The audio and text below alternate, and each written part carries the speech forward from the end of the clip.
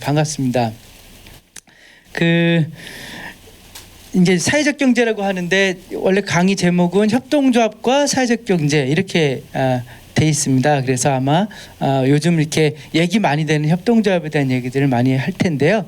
그 사회적 경제에 대해서 들어보신 분 계세요? 못 들어보셨어요? 들어보셨어요? 협동조합에 대해서 들어보신 분 계세요? 지금 선생님들이 다 이렇게 복지 기관에 주로 종사하시는 분들이시죠? 아니신가요? 선생님들 정체가 어떠신지 어디서 오셨어요, 선생님들은? 선생님 어디서? 시청 직원들이세요? 저쪽 뒤에 여성분들은요? 복지관에서 오셨고, 선생님은 회사원이시고, 선생님은 공무원이시고요. 네, 뒤에 선생님들은 자원봉사센터에서 오셨고요. 네, 선생님은 어디서? 외국인 복지센터요. 네, 이거 다양한 분야에서 오셨네요. 네, 어쨌든 이제 제 강의는 주로 이제 협동조합과 사회적 경제에 대한 말씀을 드릴 텐데요. 요즘 협동조합에 대한 관심들이 되게 많잖아요. 그리고 뭐 거의 연일 이 방송국에서 계속 협동조합을 또 떠들어주고 그래서 이 협동조합 운동 하시는 분들도 아주 신이 나고 그러는데요. 그래서 이제 교육 요청도 되게 많아요. 근데 작년에 그 지자체 중에서 서울의 지자체 중에서 협동조합 교육을 지자체가 이렇게 딱 유치해서 했던 데는 금천구가 제일 먼저 했거든요. 금천구가 이제 몇 강을 쫙 연달아서 협동조합 강의를 했는데 제가 이제 그때 1강을 했어요.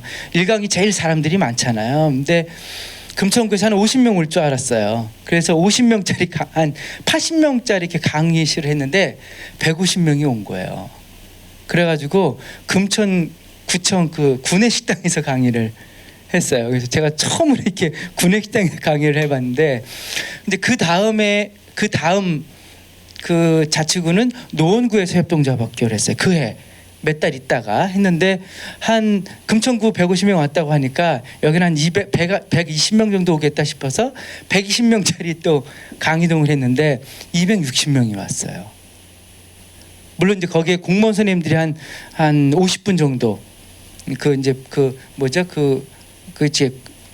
교육을 몇 개 들으면 이렇게 인사고과에 반영이 되신다 그래서 구청장이 이렇게 들으라고 해가지고 이제 앉아 계신 분들이 몇 분 계셨고 나머지 이제 주민들이셨어요. 제가 이제 그 작년에 그 협동조합 강의를 하면서 제 느낌은 미쳤다 했어요. 왜 이렇게 갑자기 사람들이 이렇게 협동조합에 이렇게 미쳐가지고 이렇게 협동조합 강의를 들을까? 네, 그런 생각을 하게 됐는데 제 강의를 들으시면서 왜 이렇게 우리 사회가 협동조합에 대한 관심을 갖게 됐는지, 그리고 선생님들이 어쨌든 대부분 사회정책 쪽에서 일을 하시니까 이 사회정책과 협동조합은 어떤 식의 관계들이 있을지 뭐 이런 얘기들을 좀 중심적으로 이렇게 들어보시면 좋을 것 같아요. 아마 선생님들은 지금 협동조합을 만들려고 여기 앉아 계신 분들은 없으시죠? 선생님은 그럴 수도 있겠다. 아니요? 전혀? 관심, 네네. 그러니까 어쨌든 약간 정책적인 관심에서 이 강의를 들으시는 분들이 많으실 것 같아서요. 아마 이렇게 이제 현장에서 협동조합을 만드신 분들을 대상으로 하는 교육과는 조금 다르게 정책적인 얘기들을 더 많이 좀 드리고, 그게 한국의 사회정책과 그 사회정책의 변화 속에서 어떤 의미가 있을지, 그리고 스웨덴에서는 어떤 고민들을 했는지 이런 얘기들을 그냥 짤막하게 중간중간에 말씀을 드리면서 하도록 하겠습니다. 예, 제가 이제 시민들을 대상으로 협동조합 학교를 강의를 할 때는 대부분의 선생님들이 협동조합에 대해서 전혀 경험이 없으시잖아요. 그래서 협동조합을 좀 이해해 보실 수 있도록 협동 게임을 하나 하거든요. 협동 게임을 하나 하고 시작을 해요. 할까요, 말까요? 후회하실 텐데 그래도 해볼까요? 후회하실 거라니까 머뭇거리시네요. 한번 해볼까요? 하지 말까요? 해야지. 네. 아니 이게 2시간이라서 좀 짧을 텐데 아마 끝까지는 하지 말고 그냥 맛배기만 좀 이렇게 보시죠. 제가 숫자를 그러니까 이 게임을 하는 이유는 협동조합을 이해하시는 어떤 과정으로서 제가 이 게임을 하는 거예요. 그래서 제가 숫자 25개를 1분 동안 보여드려요, 선생님들한테. 그러면 그거를 1분 동안 25개를 외우시는 거예요. 괜히 했죠. 25개의 숫자를 외우시는 거예요. 그리고 제가 1분 동안 숫자를 보여드리고 딱 숫자를 없애요. 그 다음에 이제 다시 보여드려서 몇 개를 기억하셨는지 이렇게 체크를 해보시는 거예요. 해보겠습니다. 네.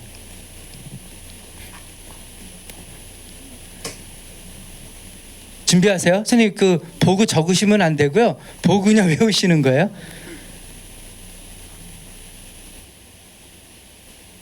선생님 위치는 외우지 않으셔도 돼요. 위치는 그냥 쉽게 외우시라고 제가 25칸 안에 숫자를 넣은 건데요. 네, 제가 10초 더 드렸어요. 선생님 한번 그 이제 펜으로 앞에 그 자료집에 한번 외운 숫자를 한번 써보세요.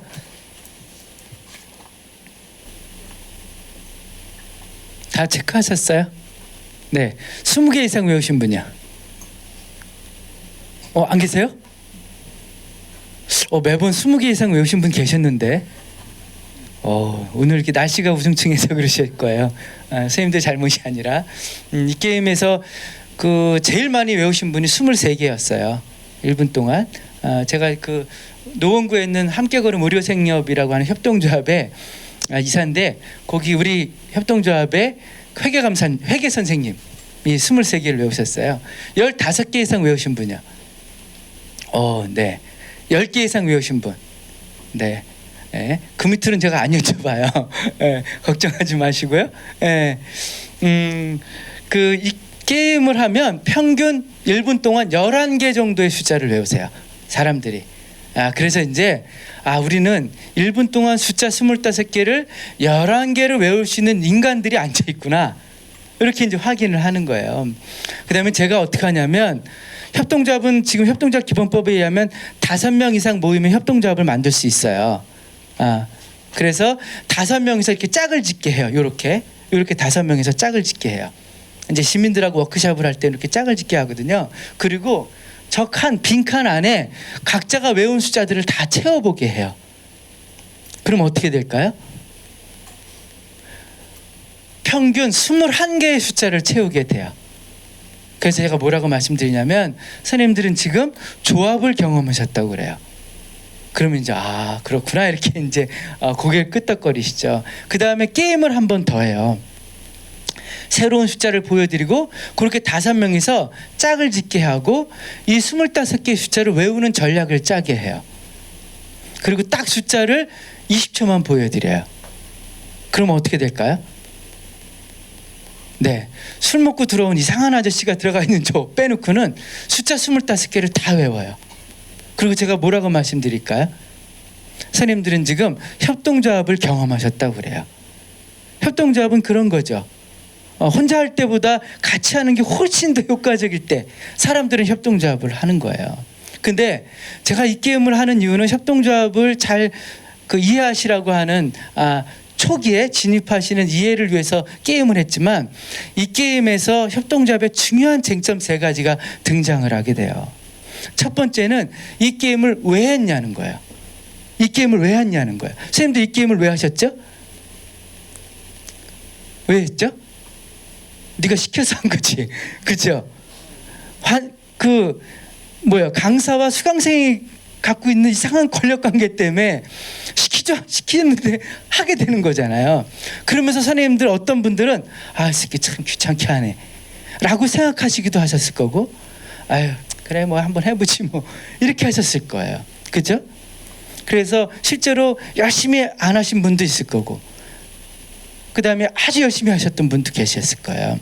근데 만약에 제가 이 숫자 25개를 1분 동안 다 외우는 분에게 3천만 원을 드린다고 그랬으면 어땠을까요? 레이저 어디 갔지? 만약에 5명이서 이 숫자를 100개까지 늘리고 1분 동안 숫자 100개를 다 외우는 조에게 1억을 드리겠다고 하면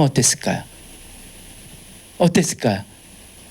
이 레이저가 선임들 눈빛이에요. 이 레이저들이 막 쏘면서 이거를 녹아내리게 할 거예요. 엄청난 몰입을 하시겠죠. 이게 협동조합의 첫 번째 쟁점이에요. 왜 하냐는 거죠. 협동조합을 해야 되는 이유가 분명하고 기대되는 편익이 크다고 하면, 그리고 기대되는 편익들이 확실하다고 하면 사람들은 엄청나게 몰입을 하겠죠. 근데 협동조합을 해야 될 이유가 희미하고 이 교육을 받아야 될 목적이 희미하시면, 희미한 인간들이 모여서 희미하게 협동조합을 하다가 쥐도 새도 모르게 망하겠죠. 이게 협동조합의 첫 번째 쟁점이에요. 왜 하냐는 거죠. 이해되세요? 네. 두 번째 쟁점은 이 게임을 누구랑 하냐는 거예요. 아까 선생님 그 술 먹고 들어온 이상한 아저씨 있잖아요. 그분하고 이 게임을 같이 한다고 생각을 해보세요. 선생님들이 어떠실까요? 그 인간하고 하기 싫으시죠. 내가 왜 저 인간하고 이 게임을 해야 되겠어요? 왜겠어요?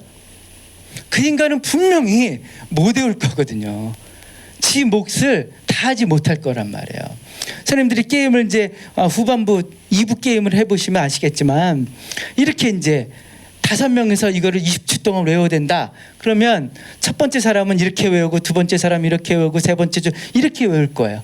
어떤 조는 이렇게 외우라 그러고, 어떤 조는 10번 때, 20번 때, 30번 때, 1번 때 이렇게 외우라고 할 거예요.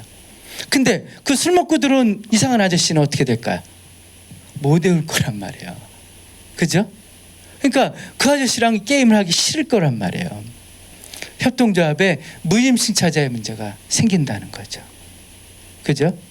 무임승차자의 문제는 첫 번째 문제하고도 관련이 돼 있어요.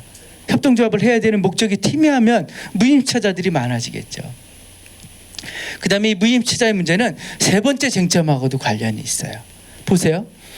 다 이렇게 외우기로 했어요. 근데 어떤 그 술 먹고 들어온 아저씨가 이렇게 외웠어요. 이렇게 외우기로 했는데 이렇게 외웠단 말이에요. 그럼 어떻게 되겠어요? 이 4개의 숫자를 못 외우게 되겠죠. 그러면 게임의 목표를 달성할 수가 없잖아요. 이게 협동조합의 세 번째 쟁점이에요. 협동조합의 운영의 원리들을 다 같이 구성원들이 이해하고 있어야지 이 목적을 달성하는데 룰에 따라서 그 게임에서 이길 수 있겠죠. 그래서 이 협동조합의 쟁점이 3가지라고 말씀드릴 수 있어요. 이 3가지 쟁점은 이따가 이제 협동조합의 운영의 원리 때 더 자세하게 말씀을 드리도록 할게요. 제가 하기는 오늘 선생님들한테 3가지 내용을 중심으로 말씀을 드릴 거예요. 첫 번째는 협동조합, 사회적 경제가 뭔지 개념에 대한 얘기 말씀드릴 거예요. 두 번째는 우리가 협동조합에 대해서 어쩌다가 이렇게 많은 큰 관심들을 갖게 됐는지에 대한 역사적인 변화의 과정들에 대한 얘기들을 말씀드릴 거고요. 세 번째는 그런 협동조합들이나 사회적 경제는 어떻게 운영이 돼야 되는지에 대한 운영의 원리에 대해서 말씀을 드리도록 하겠습니다. 제가 오늘 강의는 3가지 정도 말씀드릴 거예요. 이해되시죠? 제가 무슨 말씀을 드려야 되는지. 개념에 대한 이해, 역사에 대한 얘기, 운영의 원리, 방식, 이런 얘기들을 말씀드리도록 하겠습니다. 먼저 선생님 그 사회적 경제라는 게 뭔지에 대한 개념에 대한 얘기들을 그냥 짧게 설명드리고 넘어갈게요. 사회적 경제라고 하는 말들이 이제 요즘 중앙정부도 많이 쓰고 있는 개념인데요. 이 사회적 경제라고 하는 게 요 자크 드푼이라고 하는 사람이 사회적 경제라고 하는 개념을 얘기했는데요. 이 개념은 제일 대표적인 개념이에요. 교과서적인 개념이고, 그래서 대부분의 유럽 나라들이 이 개념을 지금 따르고 있어요. 그리고 캐나다도 이 개념들을 따르고 있는데 상당히 유명한 개념이에요. 사회적 경제라고 하는 용어를 개념 짓는 사회적 경제는 주요하게 협동조합, 공제조합 그리고 비영리 조직에 의해서 수행되는 경제활동으로 이루어지며 이렇게 돼 있어요. 사회적 경제의 주체는 영리기업적이지 않은 비영리적인 목적을 가진 조직들의 경제활동이래요. 그런 조직들이 협동조합, 공제조합, 비영리 조직들에서 행하는 경제활동이라는 거죠. 그리고 이들 조직들이 지닌 원칙들은 이윤보다는 구성원들 집합적인 이해를 위한 목적, 독립적인 경영, 민주적인 의사결정 과정, 이윤의 분배에 있어서 자본보다는 사람들과 노동자들에게 주어지는 우선권들, 이렇게 돼 있어요. 그래서 영리기업이지 않은 사회단체들이 행하는 그런 공동체적인 경제활동 조직들이다, 이렇게 이해할 수 있을 것 같아요. 네, 이 자크트 프린 선생님이 그 유럽의 사회적 경제 연구자들, 그다음에 연구 기관들의 네트워크의 초대 의장이셨는데요. 제가 벨기에에서 공부할 때 제 지도 교수님이셨어요. 근데 저도 이제 이 선생님 밑에서 공부하면서 제 또 나름의 사회적 경제 개념들을 이렇게 정리했는데, 이건 이제 뒷부분에 사회적 경제 운영 원리에서 다 자세하게 말씀을 드리도록 하겠습니다. 이거는 교양 삼아서 한번 들어보시면 좋을 것 같아요.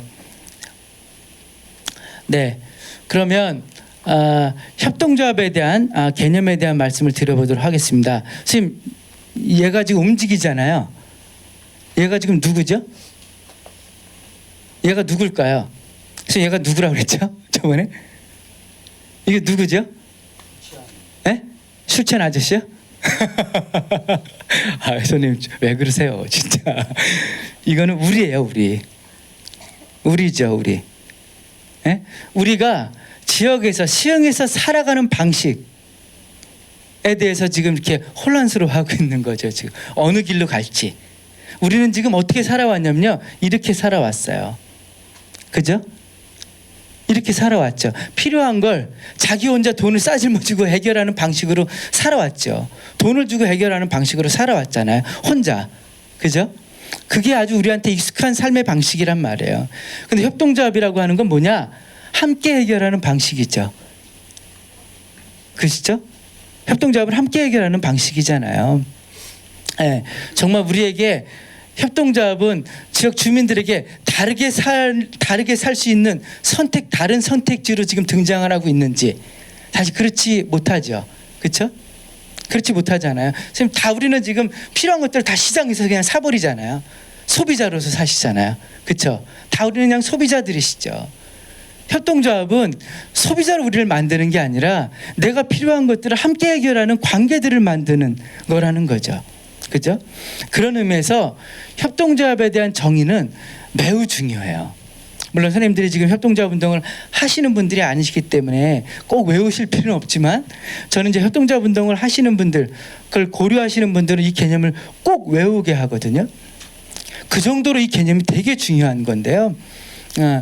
이거는 사실 사회적 경제도 사실 협동조합으로부터 나왔기 때문에 사회적 경제를 이해하려고 하는 분들에게도 협동조합의 개념은 되게 중요한 개념이에요. 선생님 한번 같이 저랑 한번 읽어보실래요? 네, 같이 읽어보시죠. 협동조합은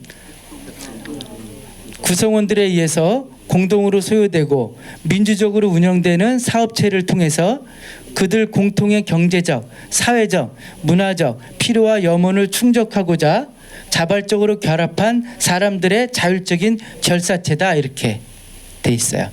그래서 이 협동조합에 대한 개념에선 세 가지 내용이 중요해요. 세 분야가 중요해요. 첫 번째는 협동조합은 사업체라는 거예요.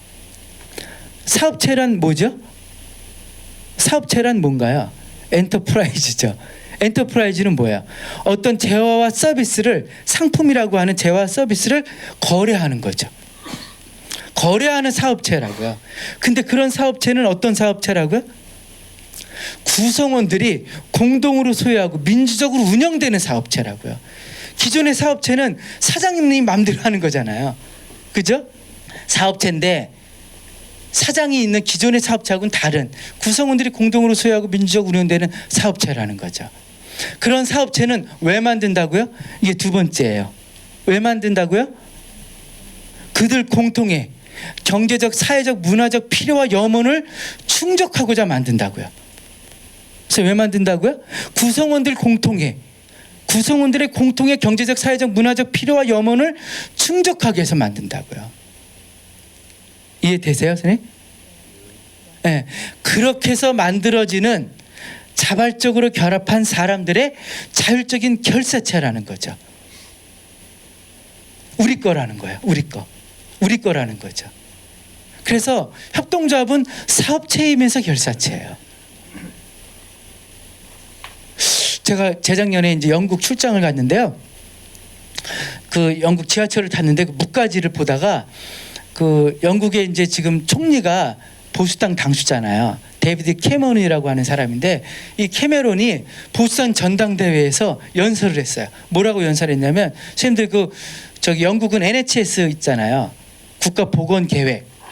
네? 있잖아요. 우리나라 그 보건의료 보험처럼 그런 그 제도, 그 시스템의 공중보건위가 협동조합을 만들게 하고 일반 시민들에게 협동조합을 만들게 하겠다는 거야. 그래서 제가 그 얘기를 듣고 야, 참 영국은 보수당 당수도 이렇게 협동조합을 만들려고 하네. 우리나라 협동조합 기본법이 없을 때였어요. 그래서 한국에 와가지고 이제 그렇게 얘기를 했더니 사람들이 참 영국은 대단하다 그러는 거예요. 근데 저는 그 기사를 읽으면서 무슨 생각이 들었냐면 기분이 아주 유쾌하지 않았어요. 아주 불쾌했어요. 왜 불쾌했냐면 이 협동조합의 개념 때문이었어요. 협동조합은 시민들이 필요하면 만들고 필요 없으면 안 만드는 거예요. 근데 왜 국가가 국민들에게 만들라 말을 하냐고요. 협동조합은 우리 거잖아요.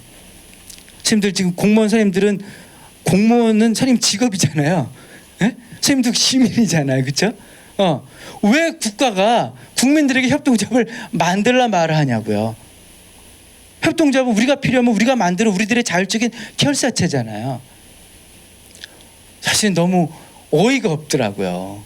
왜 협동조합이라고 하는 시민들이 그냥 자조적으로 하는 결사체를 국가가 개입해서 막 만들려고 할까?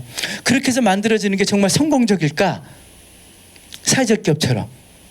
사회적 기업이 사실 되게 지금 상당히 많은 어려움들을 겪고 있거든요. 근데 그 뒷부분에 말씀드릴 텐데요. 이제 국가가 막 협동조합을 만들려고 하는 시기란 말이에요. 저는 어쨌든 그 얘기를 들으면서 이 협동조합의 개념하고는 완전히 다른 움직임이다 이런 생각을 하게 됐어요. 그럼 왜 국가가 지금 시민들에게 협동조합을 만들려고 막 그렇게 드라이브를 걸까요? 왜 그럴까요? 그건 이제 2부에서 말씀을 드리도록 할게요. 협동조합에 대한 개념 이해하셨어요? 네, 이거 참 되게 중요한 개념이에요. 뭐 이거는 지금 사회적 기업, 일반 협동조합, 사회적 협동조합의 차이를 보여드리는 건데요. 그냥 이건 넘어가도록 하겠습니다. 네, 그래서 협동조합과 일반 영리기업의 비교를 통해서 또 협동조합을 이해해 보도록 할게요. 이 영리기업은 그냥 보통 그 주식회사를 말하는 거예요. 이건 협동조합이고 주식회사 영리기업의 주인은 누구죠? 네? 주주들이죠. 주주. 그렇죠? 주식을 갖고 있는 주주들이란 말이에요. 협동조합의 주인은 누구예요? 조합원 구성원들이죠. 그렇죠? 조합원이에요. 의사결정의 구조. 주식회사의 의사결정 구조는 어떻죠? 1인 1주 1표죠. 1주 1표예요. 그래서 주식을 많이 갖고 있는 사람이 의사결정의 권한이 큰 거죠. 협동조합은 1인 1표예요. 1인 1표. 우리가 지금 협동조합 기본법에 의하면 5명 이상만 모이면 협동조합을 만들 수 있어요. 그래서 이렇게 5분이서 협동조합을 만들었어요. 조합원으로 대서서. 근데 자본금이 5천만 원이 필요했어요. 그래서 1,000만 원씩 내기로 했어요. 근데 나머지 분들이 나는 돈이 없다고 그러는 거예요. 그래서 이 중에서 돈이 제일 많아 보이는 선생님이 4,600만 원을 내시고 나머지 분들이 100만 원씩 내셨어요. 그래도 어떻게 돼요? 의사결정 구조는 1인 1표예요. 그래도 1인 1표라고요. 근데 진짜 현실에서 협동조합이 운영되는데 4,600만 원을 낸 조합원과 100만 원을 낸 조합원의 의사결정의 권한이 똑같을까요? 형식적으로는 1인 1표란 말이에요.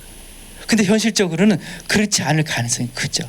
이 한 표가 아주 묵직한 한 표일 가능성이 많아지죠. 그죠?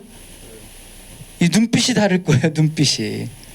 그 다음에 그럴 리는 없겠지만 선생님하고 대판 싸웠어요. 그래서 내가 저 새끼하고는 죄송해요. 내가 저 인간하고는 절대 사업을 같이 안 하겠다 이렇게 얘기를 했어요. 그러면서 나 협동조합 그만둘래. 나 나갈래 그랬어요.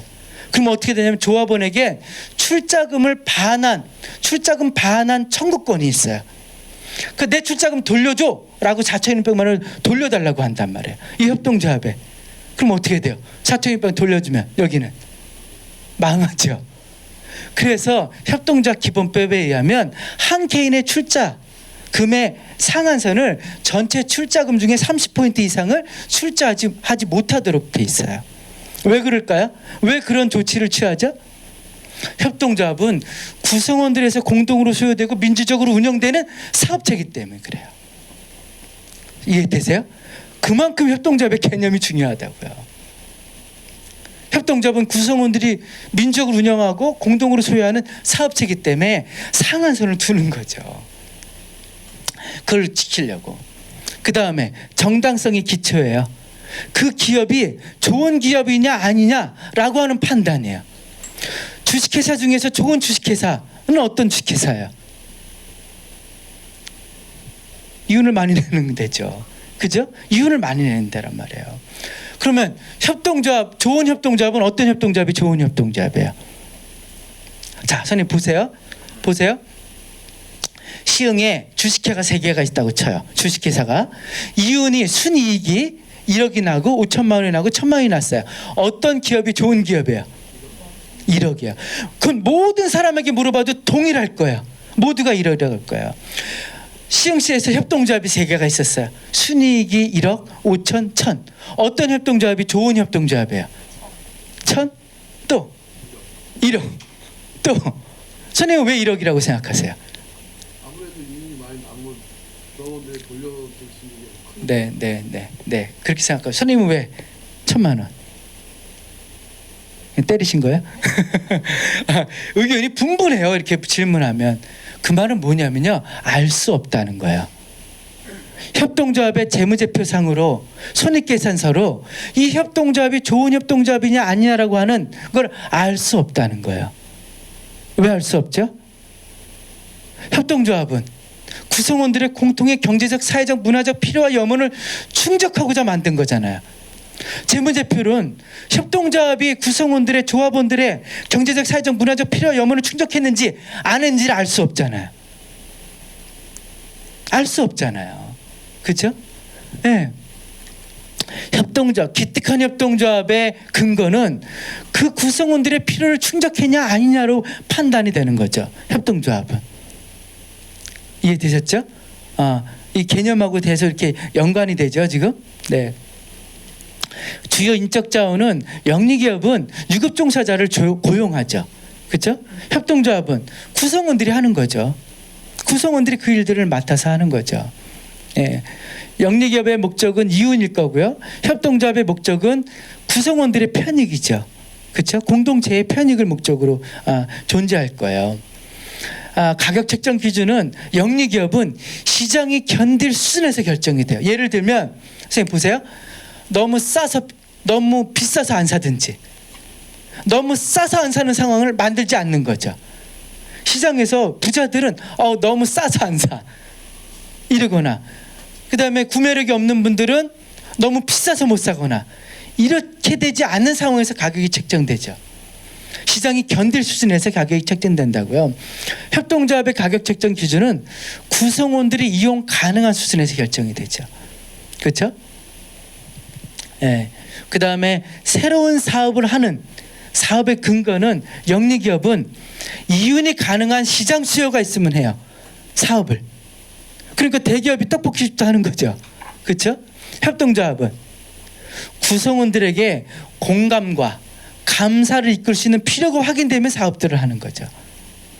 그렇죠? 아까 그 게임에 참여해야 될 이유들이 분명한 사람들이 있으면 그 사람들과 협동조합을 운영하는 거죠.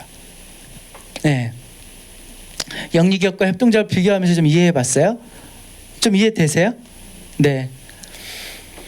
그래서 이런 다양한 사람들이 이런 다양한 이유로 이런 다양한 협동조합들을 만들게 되기도 해요. 농민들은, 선생님들, 소농들은 이 계약을 할 수 없죠. 큰 거래를 할 수가 없잖아요. 소농들이니까. 그렇죠? 그러니까 어떻게 되겠어요? 밭대기로 그냥 중소상인들한테 수탈당하죠. 그렇죠? 그래서 농민들은 어떻게 하냐면 생산조합을 만들어요. 그러면 어떻게 되겠어요? 파를 조그맣게 밭으로 하는 사람들이 모여서 팥조합을 만드는 거죠. 파조합을 만드는 거죠. 그죠? 그러면 그 큰 거래량들을 가지고 가락마트하고 거래 교섭을 하겠죠. 그렇죠? 그리고 밭대기 하나 가지고 도시로 가기보단 그 조합들이 한 번에 수거해서 한 차로 가는 게 훨씬 물류량을 줄이겠죠. 물류 비용을. 그런 이유 때문에 협동조합들을 만드신단 말이에요. 그 다음에 소비자들은 선생님들이 다 사회적으로 지금 사시면서 시흥에 사시면서 시장에서 선생님들이 필요한 것들이 다 충족이 되세요? 되세요? 안 돼요. 대표적으로 보육 같은 거, 그렇죠? 제 아이가 지금 이제 초등학교 5학년인데 제 아이가 이제 한 유치원 다닐 때였어요. 이 아이가 집에 와서 잠을 안 자는 거예요. 그래서 이 녀석이 왜 잠을 안 잘까 그랬더니 그 유치원에서 도대체 무슨 짓 하나 갔더니 2시간 동안 비디오를 보고 2시간 동안 애를 재우더라고요. 그러니까 유치원에서 푹 자고 오는 거예요, 얘가. 그러니까 집에서 잠을 안 자요. 그래서 이게 도대체 믿을 수가 없다는 거죠, 어린이집, 동네 어린이집을. 그래서 사람들이 뭐를 해요? 사람들이 뭐를 하죠? 공동육아협동조합을 하는 거죠. 이게 이제 마포 성미산 같은 데들이 유명해진 거죠. 이게 대표적인 소비자협동조합의 그런 지향들이죠. 그 시장에서 국가에서 충족되지 않는 생활세계의 욕구들을 조합이라고 하는 걸로 해결하는 거죠. 그런 소비자협동조합들을 만드셨어요. 소매상들, 선생님들 예전에 소매상들도 협동조합을 만드는데요. 옛날에 연세점 협동조합이라고 들어보셨어요? 연세점. 젊은 분들은 아마 모르실 텐데 그래도 40대 선생님들은 아실 거예요. 연세점 이렇게 체인점이 있었어요. 그게 뭐냐면 대표적인 사업자 협동조합들이에요. 이 구멍가게들이 연세점을 만든 거예요. 체인점을 만든 거예요. 그래서 팔로도 같이 하고 배달도 같이 해준 거죠. 일일이 물건을 뛰어다니는 게 아니라 조합을 통해서 같이 물건을 저렴하게 사서 배달을 해준 거죠. 이런 사업자협동조합도 만들기도 하고요. 노동자협동조합도 만드시죠. 저희가 최근에 노동자협동조합 연구를 했는데 57세였어요. 이분이 노동자협동조합에서 일을 하시는데 왜 여기 노동자협동조합에서 일을 하시냐고 하니까 내 나이에 갈 데가 없다는 거예요. 네? 갈 데가 없다는 거예요. 선생님, 지역에서 협동조합 학교 하잖아요. 50대 선생님들이 되게 많이 앉아 계세요. 왜냐하면 이런 기대 때문이에요. 노동시장에서 자기를 받아들일 수 있는 데가 없으니까 스스로 자기고용 전략으로 노동자협동조합을 하시는 거죠. 노동자협동조합은 노동자들의 자기고용 전략이잖아요. 자영업은 혼자 고용하는 거고 노동자협동조합은 공동으로 자기고용하는 전략이죠. 예, 금융용자는 신협동조합 같은 것들을 만들어서 하시죠. 지금 다양한 아주 협동조합들이 많이 만들어지고 계세요. 별의별 협동조합들이. 지금 협동조합 기본법에 의하면 협동조합이 지금 4가지 유형이 있어요. 직원들의 노동, 고용을 목적으로 하는 직원협동조합, 소비자들의 구매를 목적으로 하는 소비자협동조합, 사업자들의 그 규모의 경제나 공동 컨설팅, 마케팅하는 사업자협동조합, 그리고 직원, 노동자, 소비자, 자원봉사자 이런 다양한 이해관계자들이 있는 다중 이해관계자 협동조합, 이런 4가지 유형이 있어요. 그런 4가지 유형에서 다양한 분야의 협동조합들이 지금 만들어지고 있습니다. 네. 선생님들은 어떤 협동조합을 만들면 좋으실까요? 떠오르는 아이디어 없으세요? 공무원 선생님들은 어떤 협동조합이 필요하실까요? 노원구는 지금 그 공무원 자녀들 보육시설 있잖아요. 그걸 협동조합으로 만들게 하고 있어요. 그래서 이 시흥시청 근처에나 시청구청 내에 공동육아 협동조합을 만드는 거죠. 그런 식으로 아이들을 같이 키우는 방식으로 한번 고려해 보실 수도 있는 거죠. 네. 어쨌든 선생님들 생활 세계에서 여러 가지 욕구들을 가지고 한번 협동조합을 만들어 보세요.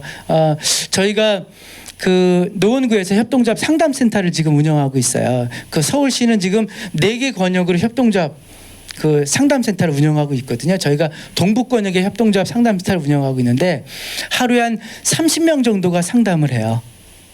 그래서 별의별 협동조합에 대한 이제 유형에 대한 질문들을 하시는데 그 중에 그 질문 중에 40%는 이건 이제 우스갯소리인데 40%의 질문의 내용은 뭐냐면요. 협동조합 만들면 뭐를 지원해 주냐는 거예요. 근데 지금 기획재정부는 직접 지원은 없다고 하거든요. 그래서 이제 저희가 상담할 때 선생님들 지금 기재부나 서울시는 협동조합을 만드시면 직접 지원, 사회적 기업은 인건비 지원하고 뭐 시설, 뭐 운영비 지원했잖아요.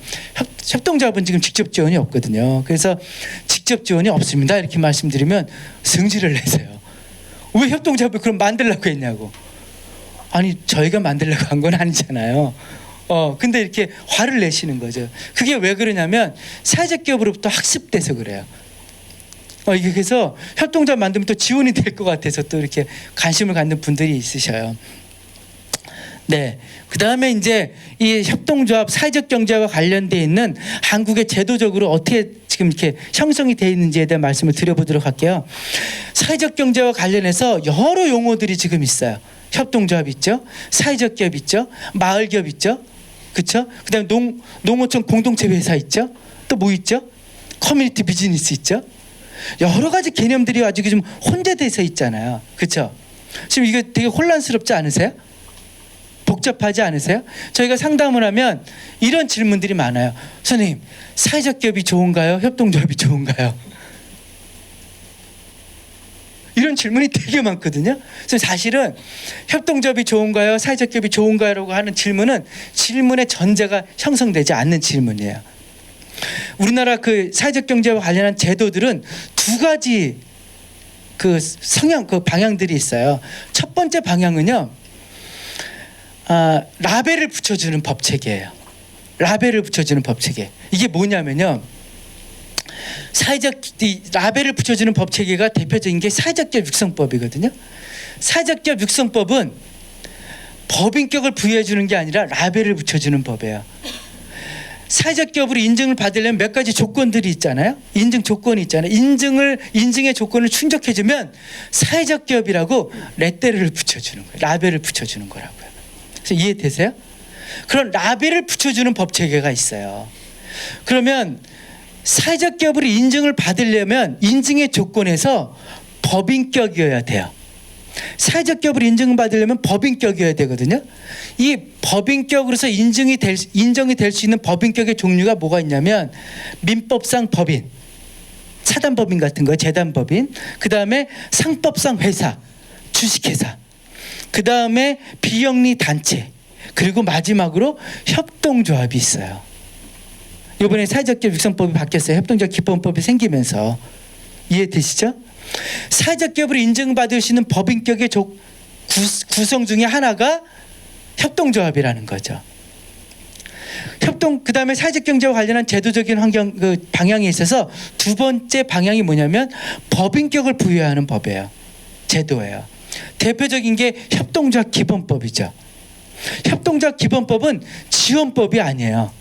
법인격이 되기 위해서는 어떤 절차를 가져야 되냐라고 하는 절차법이에요. 그러니까 협동조합이 되기 위한 과정에 대한 것들을 규정해 놓는 법이죠. 그러니까 법인격을 부여해 주는 법이죠. 그래서 이해되세요? 그러니까 라벨을 붙여주는 법들과 법인격을 부여하는 법들이 따로 존재하는 거죠.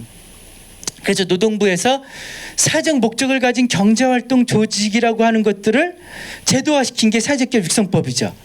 이게 정책적으로 아주 매력적인 정책이었단 말이에요. 그래서 이것들을 추진하는데 다른 부서에서도 봤겠죠. 행정안전부에서 이 정책을 봤어요. 이 정책이 되게 아주 좋은 정책같이 보인단 말이에요. 그래서 행정부도 사회적 기업 같은 정책을 만들게 됐어요. 라벨을 붙여주고 싶었다고요. 그게 뭐냐면 마을 기업이었어요. 행자부가 사회적 기업이란 말을 못 써요. 왜 못 쓰냐면 사회적 기업 육성법에 의하면 사회적 기업이란 말을 쓰려면 인증을 받아야 돼요. 인증을 받아야 된다고요. 그러니까 인증을 받지 않으면 사회적 기업이란 말을 못 쓰죠. 그리고 사회적 기업을 막 밀어주면 행자부는 노동부 좋은 일 시키는 거잖아요. 그러니까 자기 행자부판 사회적 기업을 만들고 싶었던 거죠. 그게 마을 기업이었어요. 그러니까 마을 기업이라는 개념이 또 하나 생긴 거죠. 근데 또 농림식품수산부도 사회적 기업이 또 깜찍하잖아요. 이걸 또 자기 부에서 제도화 해보려고 했던 거죠. 사회적 기업이란 말을 쓰고 싶지도 않았고 쓸 수도 없었죠. 그래서 또 만들어낸 개념이 농어촌 공동체 회사라는 거였어요. 막 만들어지는 거죠, 이 개념들이. 그래서 지금 시민들이 이 사회적 경제와 관련한 여러 가지 조직 형태들에 대해서 아주 혼란스러워하고 있는 거죠.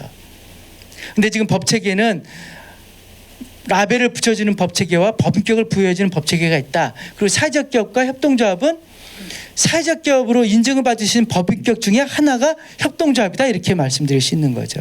그러니까 모든 사회적 기업이 협동조합은 아니죠. 그죠? 어떤 사회적 기업은 주식회사로 법인격을 가질 수도 있잖아요. 그 다음에 모든 협동조합이 사회적 기업도 아니죠. 그죠? 어떤 협동조합은 사회적 기업으로 인증을 안 받고 그냥 협동조합의 활동을 하기도 하잖아요. 그러니까 협동조합과 사회적 기업이 뭐가 좋은 거는 없는 거죠.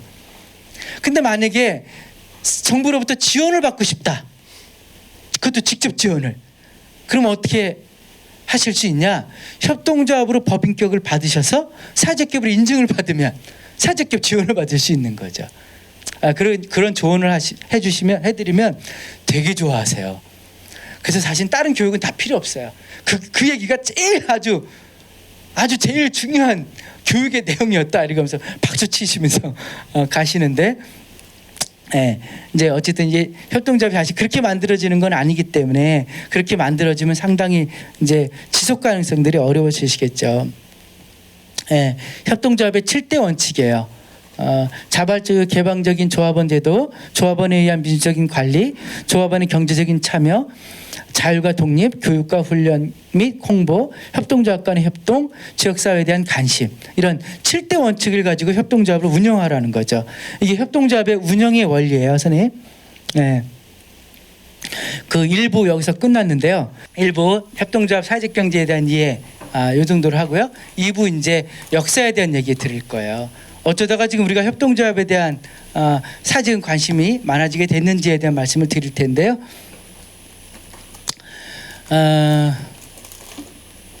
선생님, 그 로버트 오웬이라고 들어보셨어요? 로버트 오웬? 못 들어보셨어요? 안 들어보셔도 돼요. 못 들어보셔도 돼요. 상관없어요. 로버트 오웬은 협동조합촌, 이 1771년도부터 1858년도에 살았던 사람이에요. 1800년도에 협동조합촌 뉴하몬이라고 하는 마을을 만들었어요. 협동조합으로 그냥 아예 마을의 경제를 다 운영하는 그런 걸 경험들 했고요. 그 다음에 로치데일 협동조합 들어보셨어요? 못 들어보셨어요? 요게 그 로치데일 그 협동조합 개척자들이라고 하는 사람들의 사진이에요. 보이세요? 그 사진? 이걸로 보시는 게 더 크실 텐데, 이 협동조합은 어떻게 다 만들어졌냐면 1844년 11월 21일 토드레인에서 노동자들이 동맹파업을 해요. 이 동맹파업이 실패로 돌아가요. 이제 그 노동자들이 협동조합을 만들어서 자신들이 모두 이렇게 힘들어하는 것들을 해결하기 위해서 협동조합들을 만드는 거죠. 해고가 됐으니까 먹고 살 게 없잖아요. 그래서 먹고 살려고 자기 고용 전략으로 협동조합을 만들었다고요. 이해되시죠? 네. 그 다음에 요거는 1920년도에 소비자협동조합의 모습이에요. 소비자협동조합 매장의 모습이에요.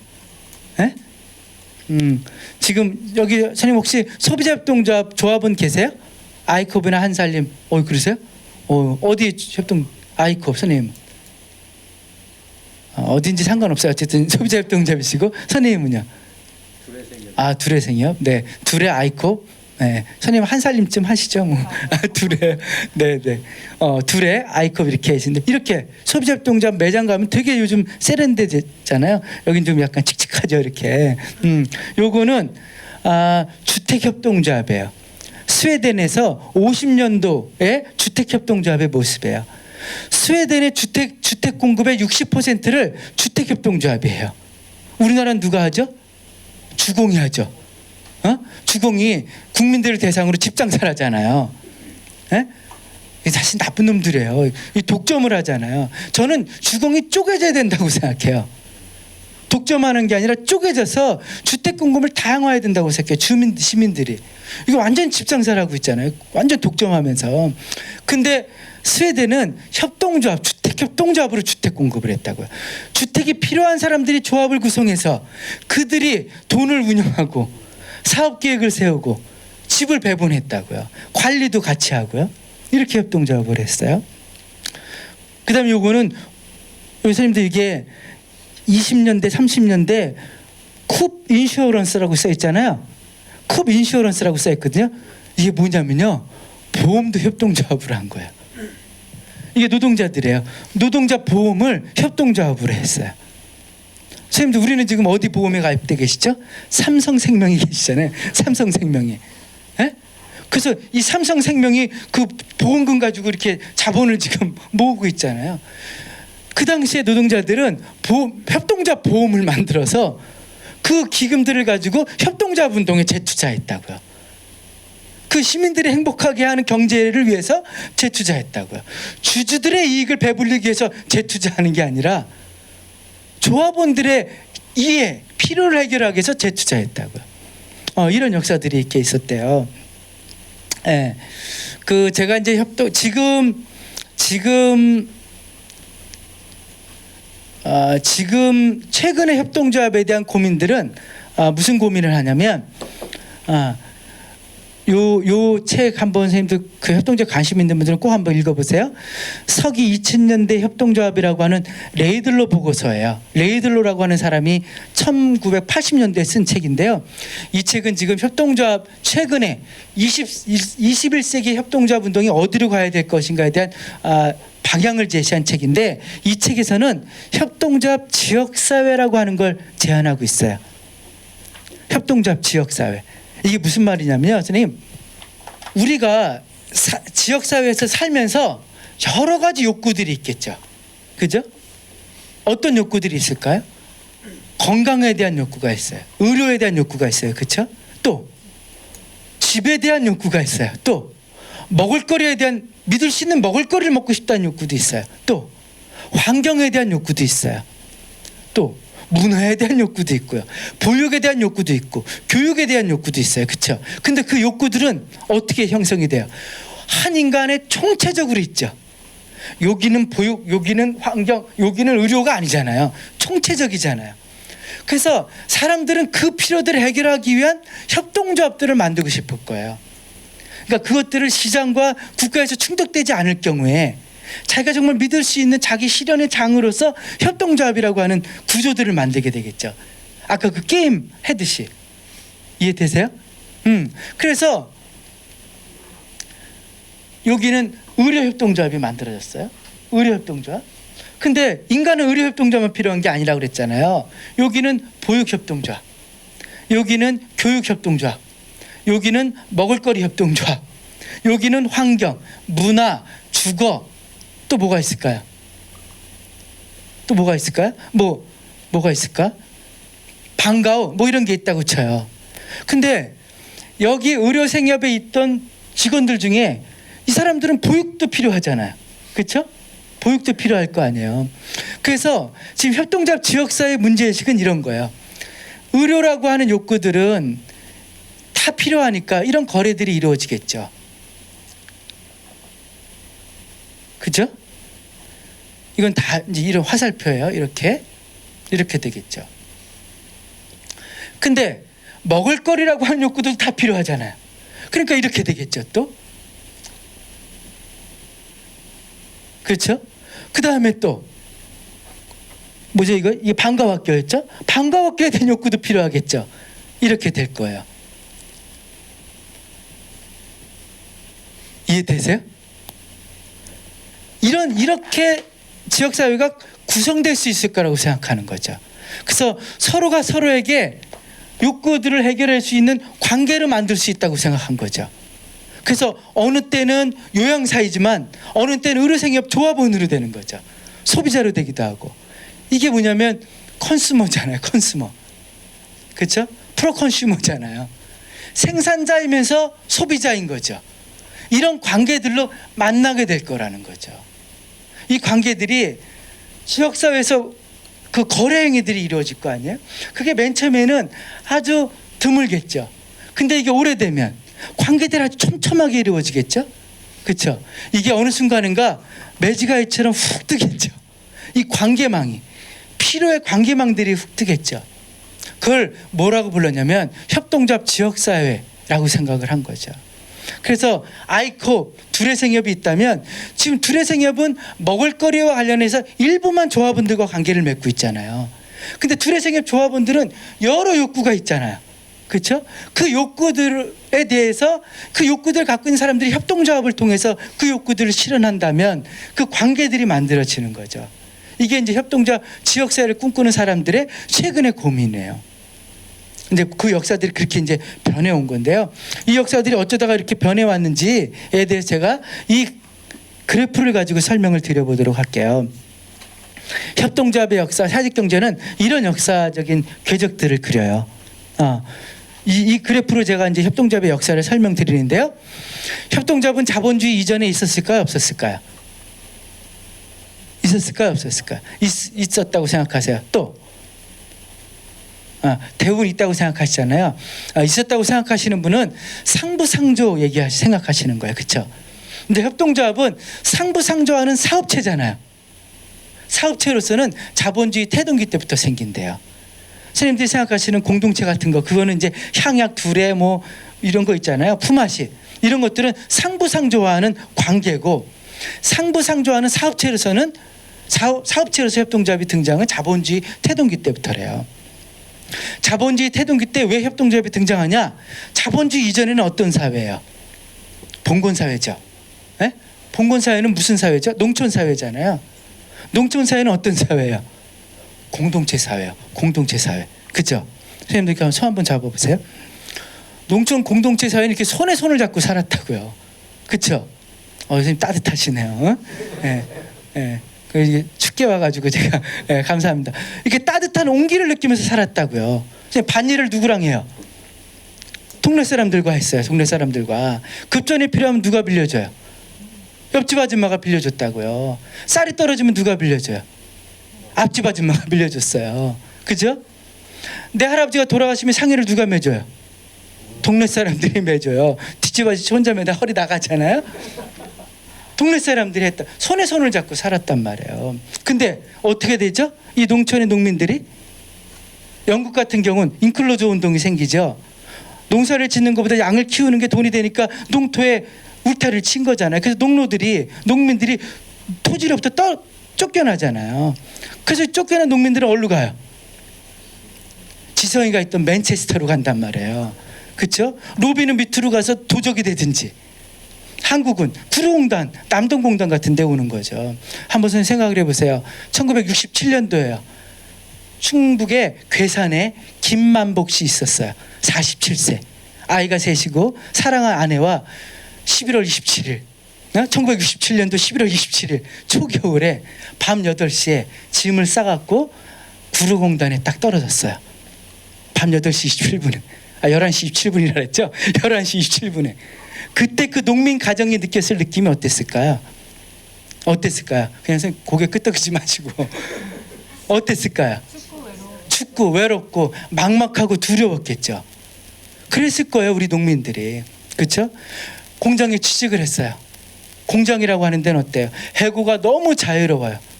해고되면 어떻게 돼요? 모든 가족이 굶어 죽어요. 그죠? 아니면 구변원에 가서 거지로 살든지. 그렇죠? 그렇게 됐다고요. 그럴 때 노동자들이, 공장에 취직한 농민 출신의 노동자들이 뭘 하냐면 개를 해요. 개. 왜 개를 했을까요? 자기 위험에 뭐라고요? 의자를 많이 늦추려고 뭐 그런 것도 있었겠죠. 왜 개를 하냐면 위험을 대비하기 위해서 했어요. 언제 잘릴지 모르잖아요. 잘리면 자기 생계비를 받으려고 노동자들이 개를 해서 위험에 대비하기 시작을 했다고요. 그걸 뭐라고 불렀냐면 우애 조합이라고 불렀어요. 영어로 프렌들리 소사이어티인데 그게 1800년도에 영국에서 프렌들리 소사이어티 법이 제정이 돼요. 노동자들이 결사를 경험하게 돼요. 협동을 경험하게 돼요.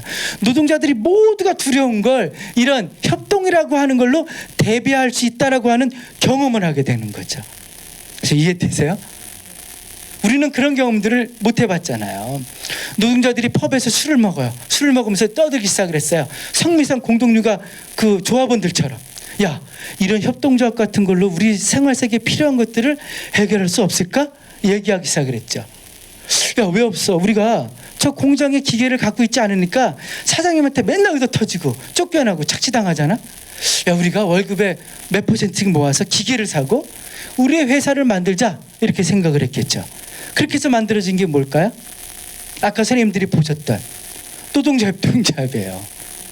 그 당시에 노동자들은 너무나 가난해서 어떻게 했냐면 외상으로 물건을 샀어요. 외상으로 물건 사니까 상점 주인이 갑이에요. 그러니까 이 상점 주인이 어떻게 하냐면 밀가루에 석회를 타요. 그리고 비싸게 받는 거예요. 그러니까 맨날 노동자들이 후진 밀가루를 비싸게 사는 거죠. 그럴 때 노동자들이 뭘 했겠어요? 야, 우리 소비자협동조합을 만들어서 공동구매하고 저렴하게 좋은 물건을 사자. 이렇게 해서 만들었죠. 이해되세요? 야, 노동자들이 급전이 필요해요. 급전이 은행에서 빌려줘요, 안 빌려줘요? 안 빌려줘요. 노동자들은 담보물이 없거든요. 인간도 아니거든요. 그러니까 노동자들이 뭘 만들었어요? 아까 했잖아요. 맨 마지막에 옹알이 하지 마시고 신형협동조합을 했어요. 그 다음에 우회조합이라고는 조그만 공장마다 개들을 같은 직종끼리 큰 개를 한 거죠. 인쇄 공장에 있는 노동자들끼리 아니라 인쇄 공끼리 큰 개를 한 거야. 큰 개를 하면 위험을 크게 대비할 수 있을 거 아니에요. 100명의 위험을 분산할 수 있는 거하고 1000명의 위험을 분산할 수 있는 게 어떻게 더 효과적이겠어요. 그렇죠? 직종 공제조합을 만들어요. 이게 신디케이트예요. 샌디칼리즘이라고 해요. 이해되시죠? 이제 생산은 생산자협동조합을 통해서 하고 소비는 소비자협동조합을 통해서 하고 신용은 신용협동조합을 통해서 하고 사회적인 위험은 공제조합을 대비할 수 있겠다고 생각을 하게 된 거죠. 그래서 이게 좀 이미지가 그려지세요? 세상은 필요하면 쓰고 필요 없으면 안 쓰는 거죠. 그죠? 필요하면 쓰고 필요 없으면 안 쓴단 말이에요. 세상이 협동조합을 필요로 하는 사회가 됐어요. 이렇게 해서 쭉 성장을 해요. 협동조합 운동이. 이게 1920년도에요. 1920년도에 프랑스에서 세계 박람회가 열리는데요. 사회적 경제 세션에 4,000명이 모였대요. 완전히 대박이 난 거죠. 지금 KTX가 있는데 사회적 기업이 아무리 떴다고 해도 서울에 1,000명이 안 모이거든요. 4,000명이 모였대요. 이게 이제 1930년도예요. 이때 1920년도에 이 책이 발간이 돼요. 이 책의 제목이 뭐냐면 협동조합 공화국이라는 책이에요. 협동조합 공화국. 진짜 협동조합으로 사회를 말아먹을 수 있다고 생각을 한 거죠. 사회의 경제적인 운영을 협동조합으로 할 수 있을 거라고 생각하는 거죠. 이런 사람들을 우리는 뭐라고 부르죠? 에? 뭐라고 부른다고요? 이상주의자. 아, 선생님, 네, 맞추셨어요. 우리는 이 사람들을 뭐라고 불렀냐면 또라이라고 불렀죠. 공상적 사회주의자들이라고 불렀어요. 공상적 사회주의자. 이게 일본 애들이 영어 유토피아 소셜리스트를 공상적 사회주의자로 번역을 한 거야. 사실은 우리들은 협동조합 운동을 이해하기도 전에 또라이로 이해를 하기 시작했죠. 그냥. 근데 이 책들을 보시면 아시겠지만 이게 1920년도에 쓴 책이에요. 지금 교보문고에서 3,000원에 팔아요. 사보세요 한번. 그 시대의 협동조합 운동이 어떻게 생겼는지를 이렇게 말해주고 있는데요. 그 당시에 사람들은 그렇게 생각을 해본 거죠. 밑으로부터 경제적인 관계들을 협동조합으로 전환하면서 사회를 바꿔갈 수 있다 이렇게 생각을 한 거죠. 그래서 이렇게 쭉 성장을 하는데 1930년대부터 협동조합 운동은 훅 가요. 다 망해가요. 왜 협동조합이 이렇게 망해갔을까요? 협동조합이 왜 이렇게 성장을 했다고 그랬어요? 필요하니까. 협동조합이 왜 이렇게 훅 갔어요? 네, 협동조합이 필요가 없어지게 돼요. 왜 협동조합이 필요가 없어지게 되냐면요, 협동조합의 역할을 했던 그 협동조합보다, 노동자들에게 필요했던 그 협동조합의 역할보다 협동조합 훨씬 잘해주는 사람들이 생겼어요. 그게 누구냐? 복지국가예요. 복지국가. 복지국가가 협동조합의 존재 가치를 상당 부분 대체해요. 여기 심표 교사님 계시는데 제가 심표 선생님 앞에서 주름을 잡는데, 심표 선생님이 스웨덴 사회복지에 대해 되게 정통하시잖아요. 복지국가는 살만한 자본주의죠. 그렇죠? 살만한 자본주의 사회잖아요. 살만한 자본주의 사회라고 하는 복지국가라고 하는 큰 새를 잡아가지고 날개 양쪽을 펴서 한쪽 날개를 딱 까보면 이 안쪽에 뭐라고 써있냐면 완전 고용이라고 써있어요. 또 한쪽을 까면 여기에 보편적 복지라고 써있어요. 살만한 자본주의라고 하는 복지국가는 보편적 복지와 완전 고용으로 나는 살만한 자본주의 사회란 말이에요. 완전 고용이 되면 어떻게 되는지 아세요? 완전 고용이 되면 노동자들의 힘이 세져요. 그죠? 아니 너도 나도 노동자들을 쓰려고 할 거 아니에요. 그럼 노동자들이 주머니에 손 넣고 나 200 안 주면 안 가. 이렇게 되는 거죠. 그러니까 기업가들이 알았어 200 줄게. 그리고 노동자를 고용해요. 근데 노동자들이 이제 노조를 만들죠. 노조를 만들어서 교섭을 해요. 교섭을 통해서 뭘 하죠? 가족임금을 쟁취해요. 가족임금. 선생님, 가족임금이 뭐냐면 남성 한 명에서 가족을 다 먹으러 살 수 있는 임금을 버는 사회가 된다고요. 이해되세요? 노조를 통해서. 노조가 이제 당을 만들어서 집권도 하잖아요. 유럽은.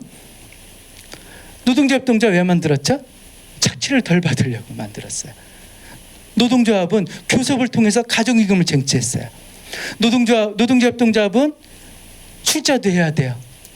선생님들이 싫어하는 회의도 해야 되고 그보다 더 싫어하는 교육도 맨날 받으셔야 되고 망하면 다 같이 그지 되죠. 근데 노조는 열심히 일해서 배분을 하면 되는 구조란 말이에요. 이해되셨어요? 노동조합동조합이 노조운동으로 다 전환을 하죠. 소비자협동조합은 어떻게 됐을까요? 선생님, 대량 생산, 대량 소비 사회에 완전 고용이 되잖아요. 대량 생산, 대량 소비가 되면 어떻게 돼요? 물건값이 싸지고 좋아지죠. 잘 사는 나라의 공산품은 좋아요. 싸고 못 사는 나라의 공산품은 비싸고 후져요. 이해되세요? 소비자협동조합을 할 이유가 없어요. 싼 물건이 넘쳐나고 곳곳에 마트들이 있는 거죠. 이해되셨죠? 그 다음에 신용협동조합은 어떻게 됐을까요? 국민은행의 대출 중에 노동자들한테 대출하는 가계대출 비율이 60%예요. 국민은행에서 최근에 대출 받아보신 분 계세요? 대출 이자율이 몇 %인지 아세요? 아파트 담보, 집 담보 잡히면 4.3%까지 내려가요. 신용협동조합의 가계대출, 대출 이자율이 몇 %인지 아세요? 최하 8% 정도 되거든요. 노동자들이 어디로 가겠어요? 신용협동조합으로 있겠어요? 국민은행으로 갈아탈까요? 국민은행으로 갈아타죠. 근데 뭐 하나 남았죠? 공제조합 남았죠? 공제조합. 이 공제조합은 어떻게 되냐면 국가의 사회보험, 4대 보험 있죠? 4대 보험으로 다 제도화돼요. 선생님, 노령, 산재, 건강, 또 뭐죠? 고용, 이 4대 보험. 선생님 보세요. 1000명의 인쇄공이 암을 대비하는 거하고 전 국민 하나로 건강보험이 암을 대비하는 거 어떤 게 효과적일까요? 건강보험이 훨씬 진보적이고 합리적인 거예요, 선생님. 그렇죠? 선생님들 지금 다 개인보험 가지고 계시죠? 개인보험. 참 저는 이게 이해가 안 가요. 전 국민들이 1.2개의 민간보험을 가지고 계시거든요. 그럼 보통 한 4만 원 정도 사보험을 보험료를 낸단 말이에요. 근데 의료보험 수가 올리자 그러면 아주 거품 물고 반대해요. 근데 정말 의료보험 수가를 3만 원만 올려서 포괄성을 의료보험의 포괄료를 좀 높인다면 훨씬 그게 효과적이거든요. 근데 사람들은 삼성생명에 돈 4만 원 내는 건 안 아까워요. 의료보험 4만 원 올라가는 건 이거는 폭동이 일어날 일이에요. 그러니까 이 사회적인 오리엔테이션과 학습이 어떻게 됐느냐에 따라서 이게 달라질 텐데, 그러니까 이게 훨씬 더 효과적인 정책으로 제도화돼 버린 거죠. 그러니까 협동조합들은 이렇게 다 망해가는 거죠. 복지국가의 시장과 국가가 협동조합의 기능들, 역할들을 대체하기 시작을 했다고요. 이해되세요? 그 남아있는 애들은 무슨 고민이었겠어요? 협동조합에 남아있는 애들은 존재 가치가 없는 남아있는 애들은 생존이죠. 어디서? 시장에서. 시장의 생존의 문제만 남은 거죠. 시장의 생존의 문제만 남아있는 협동조합들, 대표적인 게 어떤 건지 아세요? 한국에 있어요. 대표적인 게 하나로마트죠. 하나로마트를 누가 협동조합이라고 해요? 그죠? 그냥 시장이잖아요. 시장에 이마트에 하나잖아요. 이마트하고 비슷한 애들이잖아요. 존재 가치 있는 협동조합들은 급격하게 시장화되죠. 그러니까 저게 도대체 좋은 협동조합이 아니야라고 할 수가 없는 거죠. 일반 영양ገብ처럼 똑같아지니까요. 예. 근데 다행히 선생님 지금 바닥을 치고 여기 있어요. 우리가 현재 우리가 여기 있어요. 왜 우리가 지금 협동조합 사회적경제가 여기 있는지를 이해하시는 게 아주 중요해요. 예. 선생님 지금 이렇게 바닥을 치고 올라왔잖아요. 왜 이렇게 올라왔죠? 예? 다시 협동조합 같은 애들이 필요해지기 시작을 했어요. 왜 필요해지게 됐을까요? 협동조합의 기능을 대체했던 국가와 시장이 이제 작동하지 않는 거예요. 선생님. 살만한 자본주의의 존재는 완전권과 보편적 복지로 존재한다 그랬잖아요. 지금 이제 이게 지금 사회 정책적인 지금 맥락으로 넘어가는 거예요. 선생님, 자본주의 이제 완전 고용 가능하지 않아요. 완전 고용 가능하지 않다고요. 45년 이후에 자본주의의 최대 고민은 뭐였냐면요, 임금이 올라가면서 주주의 몫을 압박하는, 이윤을 압박하는 문제를 해결하는 역사였어요. 지금 이해되세요? 임금이 올라가면서 이윤을 압박하는 문제를 해결하기 위한 투쟁의 역사였다고요. 자본주의 역사는. 그래서 사장님들이 이 임금이 올라가면서 이윤을 압박하는 문제를 해결하기 위한 첫 번째 전략이 뭐였냐면 노동 강도를 높이는 것이었어요. 내가 200만 원 주고 너 노동력을 샀으니까 내가 일 시킬 동안 너 죽기 전까지 일을 시키겠다는 거죠. 그러니까 노동자들이 죽어요. 그렇죠? 그러니까 노동 강도를 급격하게 계속 못 높인단 말이에요. 그 다음에 사장님들이 썼던 게 뭐였냐면 기계화하는 거죠. 노동력의 생산력을 아주 급격하게 높이는 거죠. 기계화시키는 거야. 근데 울산의 현사자동차 노동자가 3만 명인데 기계화해서 15,000명만 필요해요. 그 절정이 IMF 때였단 말이에요. 그때 우리가 정리해고자가 제도가 되죠. 그죠? 그래서 이제 정리해고 사인을 했단 말이에요. 그럼 15,000명이 해고돼요. 그럼 15,000명은 어디로 갈까요? 기아자동차로 가요? 어디로 가요? 예? 집으로 가죠. 근데 집에서 손가락 빨면서 퇴직금 까먹을 수가 없잖아요. 그래서 뭘 하죠? 그래서 뭘 하냐면 통닭집을 해요. 자영업을 한다고요, 선생님. 우리나라 취업자 비중에서 제일 높은 게 자영업이에요. 자영업의 취업자 비중이 30% 이상이란 말이에요. 아주 기형적인 거죠. 유럽은 취업자 비중이 제일 높은 게 사회 서비스가 받아줬단 말이에요. 스웨덴의 취업자 비중이 제일 높은 게 사회 서비스 영역이에요. 이게 35% 가깝단 말이에요. 취업자가 사회 서비스 영역에서 많아요. 한국은 사회 서비스 이 층이 얇기 때문에 이 제조업 노동자들이 사회 서비스를 못 가는 거죠. 스스로 자기 고용하는 자영업으로 가는 거죠.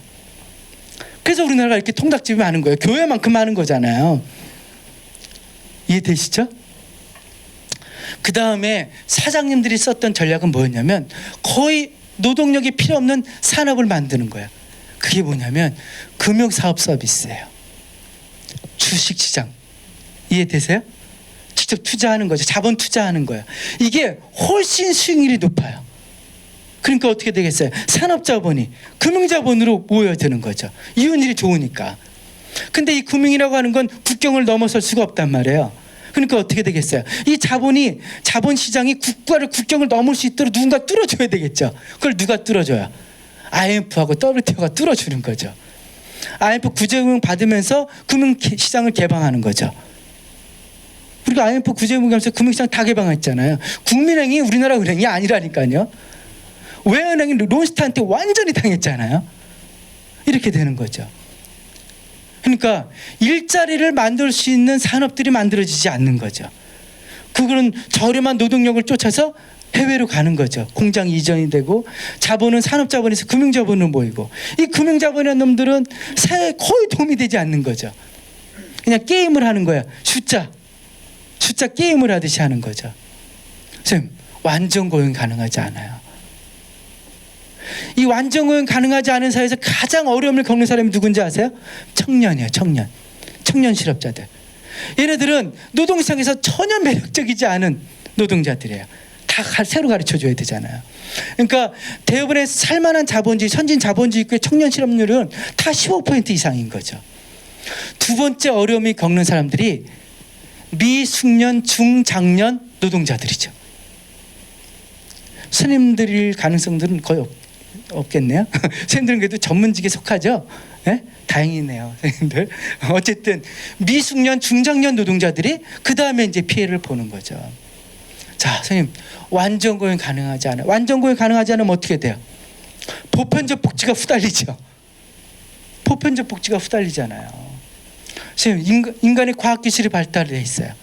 그럼 인간이 오래 살아요. 연금 받을 수 있는 인간들이 더 늘겠죠. 세금을 낼 사람들은 줄어들죠. 고용금 받을 사람들은 더 많아지죠. 보편적 복지가 가능하겠어요? 어렵죠. 그게 그대로 고스란히 그 문제가 드러나는 게 지역에서 드러나는 거죠. 지역사회 일자리가 없어요. 지역사회에서 필요한 서비스가 국가로부터 제공되지 않아요. 이게 지금 대부분의 선진 자본주의국의 지역의 모습이잖아요. 시흥도 그런 모습이죠. 그죠? 동의하세요? 동의되세요? 네, 그런 사회에 살고 있다는 거죠. 자본주의가 지금 그런 사회에 있는 거죠. 선진 자본주의 국가가. 그럴 때 시민들이 맨 처음에 뭘 했냐면 데모를 했어요. 야, 시장 기업들아, 일자리를 창출해라. 야, 국가야, 사회적으로 필요한 서비스를 제공해라. 해요, 안 해요? 해요? 하면 사회적 경제는 등장하지 않았겠죠. 시장에서 일자리를 막 만들고 국가가 사회적으로 필요한 서비스를 막 제공했다면 협동조합은 등장하지 않았을 거예요. 하지 않았죠.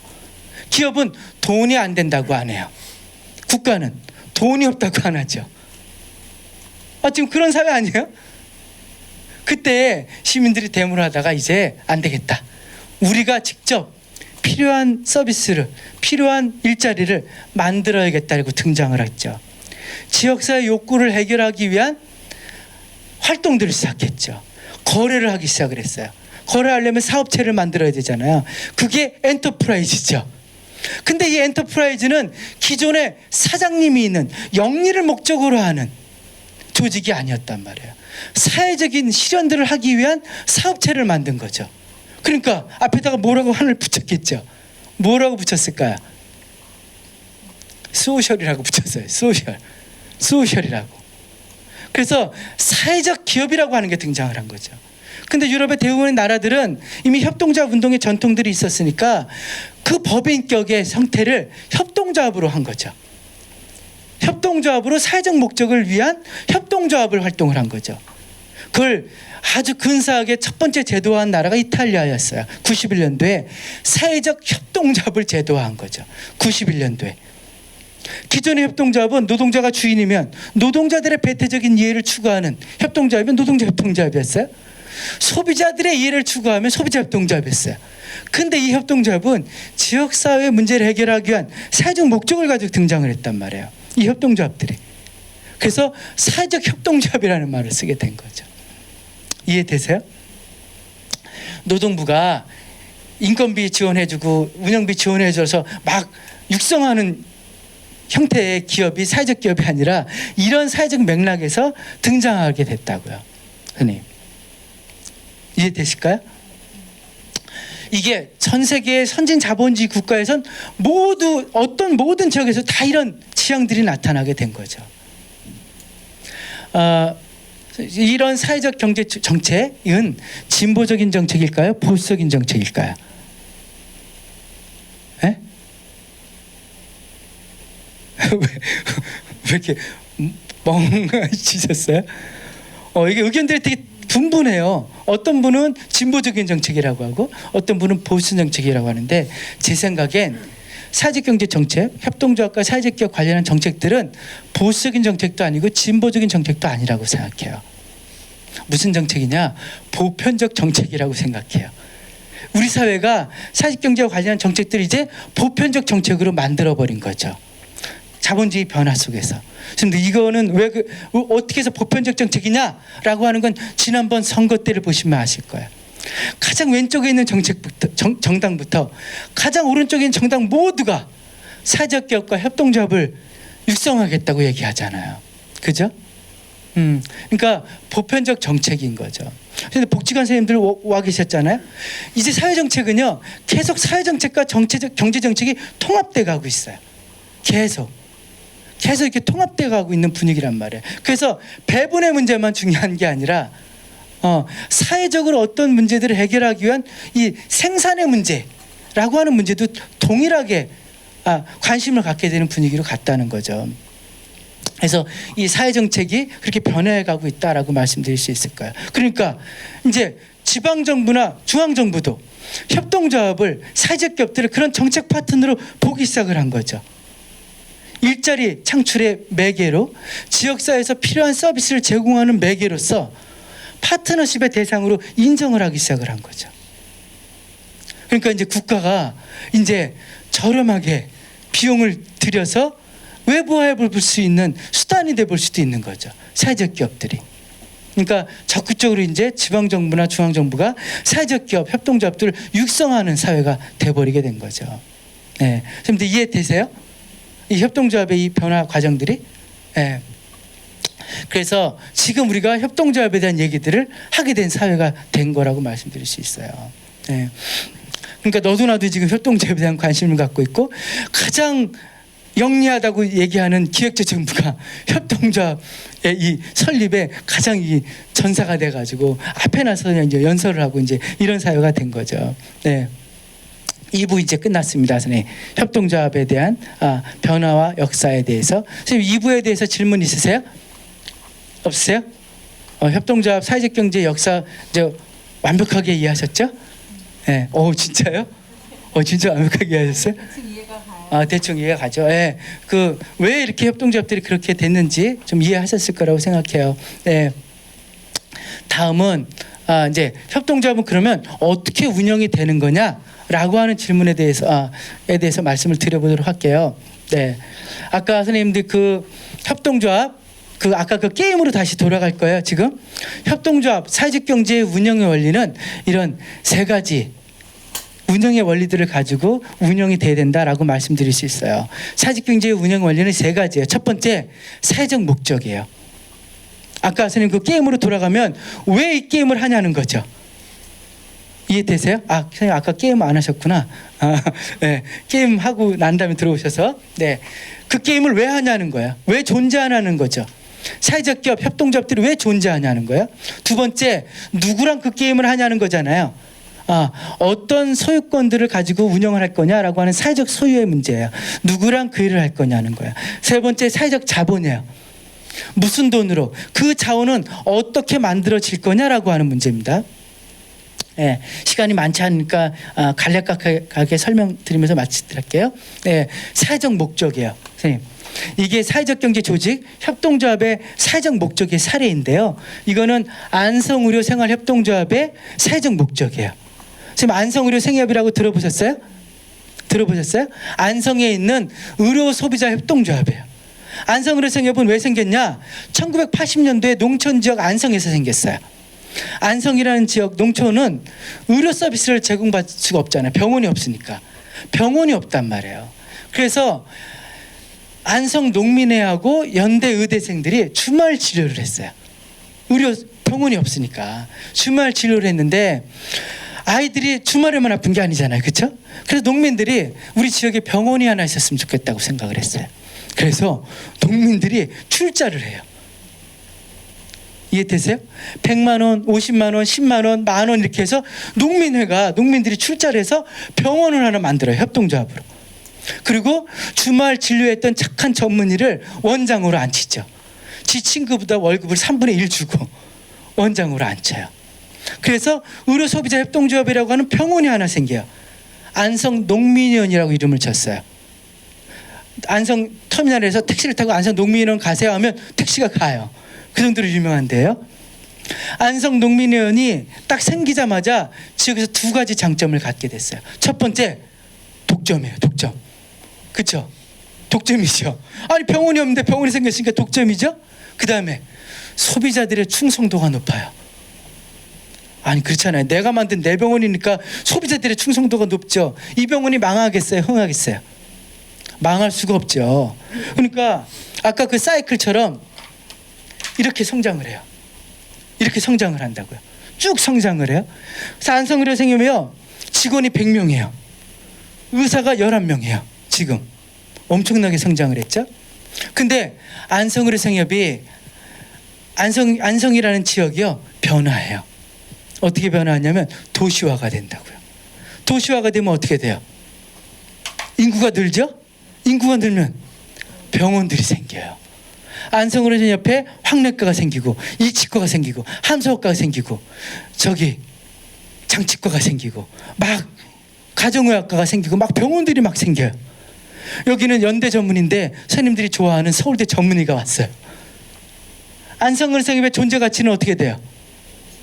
n분의 1로 줄죠. 여러 병원 중에 하나가 되잖아요. 안성의료생협의 존재 가치는 원래 의료 공백을 메꾼다는 것이었는데 의료 공백을 이제 여러 병원들이 다 메꿔줘요. 존재 가치를 잃었어요. 존재 가치를 잃은 협동조합은 어떻게 돼요? 훅 가죠. 훅 가요.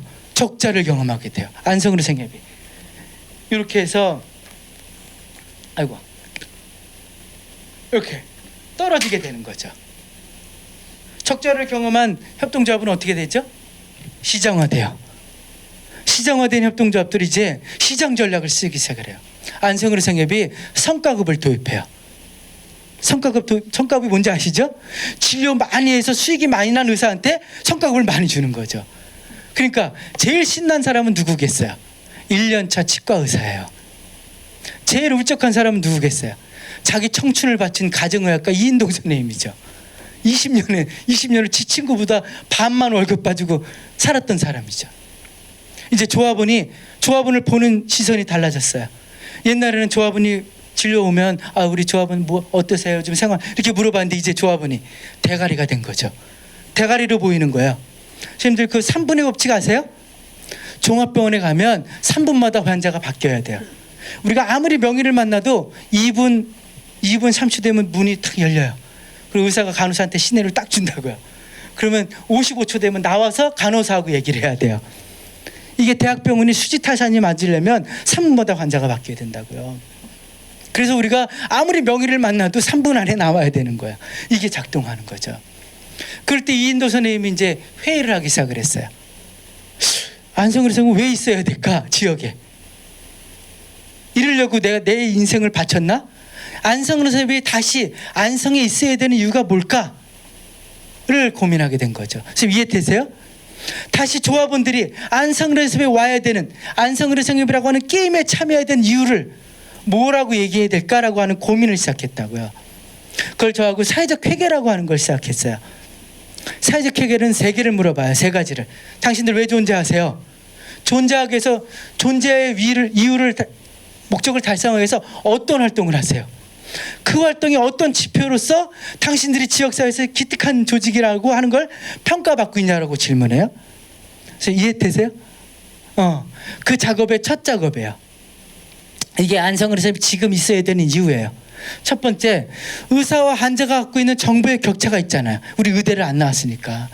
정보의 격차를 이용해서 돈벌이 의료행위를 하지 않겠다는 거예요. 느낌이 오시죠? 의사가 임플란트를 하라고 한단 말이에요. 저놈이 저게 정말 내가 필요해서 임플란트를 하라고 하는 건지 돈 때문에 하라고 하는 건지 알 수가 없어요, 우리는. 그래서 그 정보의 격차를 이용해서 돈벌이 의료행위를 하는 거죠. 그걸 하지 않겠다는 거야. 두 번째, 가난해서 몸이 불편해서 병원에 못 오는 의료 접근성이 떨어지는 사람들의 의료 접근성을 높이겠다는 거죠. 의료 취약계층에. 세 번째, 죽기 전에 병원에 오는 게 아니라 주민들이 스스로 건강을 자치할 수 있는 주민들의 건강 자치 역량을 키우겠다는 거죠. 선생님들 동의되세요? 이런 병원이 지역에 있으면 좋으시겠어요? 이런 병원이 지역에 있나요? 없으시면 의료협동조합을 만드시는 거죠. 아니 그 목적을 위해서 의료생활협동조합을 만드시는 거예요. 그렇죠? 근데 여기까지만 쓰면 요거는 마음가짐이죠. 마음가짐으로 조직이 바뀌지는 않잖아요. 복지관이 미션 작업 많이 하잖아요. 근데 미션 작업 아무리 해도 조직이 안 바뀌어요. 활동이 바뀌고 사람이 바뀌어야 되는데 미션 작업만 더럽게 힘들게 해요. 근데 조직은 안 바뀌잖아요. 이 미션 작업을 하고 활동을 배치했어요. 각각의 목적에 따른 활동들을 배치한 거죠. 첫 번째 활동 목적에 위한 활동들이 첫 번째가 적정진료였고 두 번째가 진료 및 교육, 세 번째가 건강검진, 세 번째가 위상관리 철저였어요.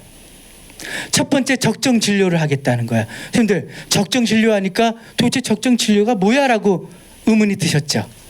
안성으로 생각해본 이 적정 진료를 평가할 수 있는 평가 지표가 있어요. 이 평가 지표를 통해서 적정 진료라고 하는 활동이 믿을 수 있는 의료 서비스를 제공하겠다라고 하는 조직의 존재의 목적을 달성했는지 안 했는지를 평가받는 거죠.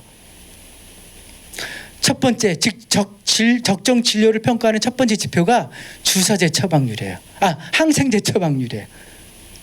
선생님들 전국 병원 평균 항생제 처방률이 몇 %일 것 같으세요? 우리가 병원에 가면 일반 병원들이 항생제를 처방해주는 처방률 때려보세요. 뭐 선생님이 아시겠어요? 네? 80%요? 에이, 선생님 너무 많아요. 그건 우리나라가 무슨 강생제 공업은 아니잖아요. 50.3%야. 50.3%. 우리가 병원에 가면 묻지도 않고 따지도 않고 50%는 반은 항생제 처방 받는 거야. 근데 우리 이인동 선생님의 항생제 처방률은 몇 %일까요? 10%? 좀 더 쓰시죠. 네? 5.3%였어요. 10분의 1이었어요. 선생님 이해되세요?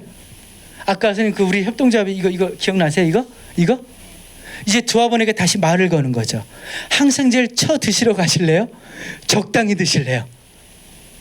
조합원들은 어디를 선택할까요? 적당히 먹는 걸 선택하겠죠. 선생님 이게 다른 선택지일 거예요. 협동조합의 조합원들, 시민들은 협동조합을 선택하는 게 아니에요. 협동조합을 선택하는 게 아니에요. 그럼 뭘 선택해요? 조합원들의 공통의 경제적, 사회적, 문화적 필요와 염원을 충족해주는 곳을 선택한다고요. 그게 사회적 목적이라고요, 선생님. 이게 없으면 협동조합, 사회적 기업은 존재 의미가 없어요. 사람들은 이것 때문에 거기 조직을 선택한다니까요. 지금 이해되세요? 사회적 목적이? 예, 이게 첫 번째 운영 원리에서 중요하다고요. 두 번째는 사회적 소유예요. 이게 지금 컴퓨터가 선생님 좋은 걸로 바꾸셔야 되겠다. 그치? 산지 얼마 안 됐어요? 왜냐면 얘가 움직이거든요. 얘가 이렇게 움직이는데 얘가 막 이렇게 괴로워요. 막. 얘가 왜 괴로워했냐면 제가 얘한테 이 질문을 했어요. 당신은 가입한 협동조합의 의사결정에 몇 %의 영향을 미치고 있냐라고 선생님한테 여쭤보는 거예요. 둘의 생협에 몇 %의 영향을 미치고 계세요, 선생님? 오, 진짜? 둘의 생협 훌륭한 협동조합이에요. 선생님은 몇 %의 영향을 미치고 계세요? 실무자니까요. 그래서 조합원으로서는 네. 한 1%? 네. 선생님, 둘의 생협은 정말 훌륭한 협동조합이에요.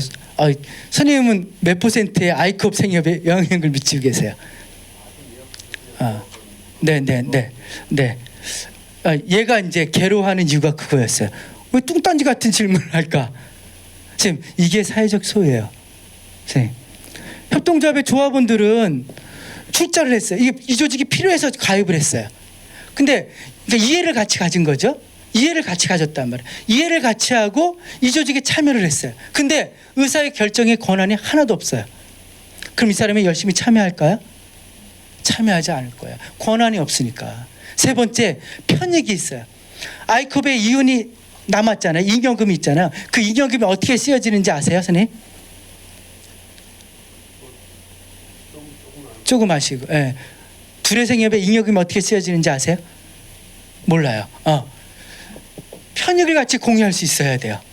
이 남아있는 잉여금을 어떻게 같이 처분할 것인가에 대한 권한도 같이 가지고 있어야 된다고요. 그래야지 실질적인 참여가 가능하죠. 그렇죠? 근데 한국의 이거는 사회적 기업의 사례예요. 한국의 사회적 기업 이거 3천만 원짜리 전국 조사였어요. 이해관계자들에게 그 사회적 기업에 그 참여하는 이해관계자들에게 실질적인 영향력을 물어봤어요. 제가 이 사회에 몇 명이 앉아 있냐고 물어본 게 아니라 영향력을 물어본 거예요. 그랬더니 보세요. 소비자가 4.2%, 자원봉사자가 0.4%. 한국의 사회적 기업 중에 자원봉사자를 갖고 있는 사회적 기업은 거의 없어요. 거의 아름다운 가게 정도밖에 없어요. 그 말은 뭘 얘기해 주냐? 지역사회에서 사회적 기업의 동의 수준을 보여주는 거죠. 그 조직이 기특하다고 생각하면 자원봉사자가 있었겠죠. 한국의 사회적 기업의 이해관계자 중에서 의사결정의 권한들을 지배하고 있는 사람들은 누구였냐? 정규 직원과 모법인이었어요. 지금 이해되세요?